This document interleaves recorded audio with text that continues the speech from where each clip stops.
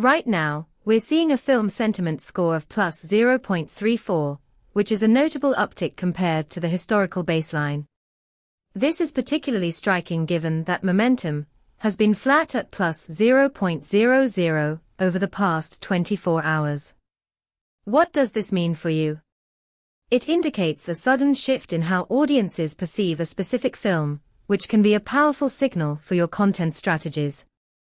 Our API returns a detailed analysis, including sentiment scores, momentum, and semantic clusters that help you understand the nuances of audience sentiment.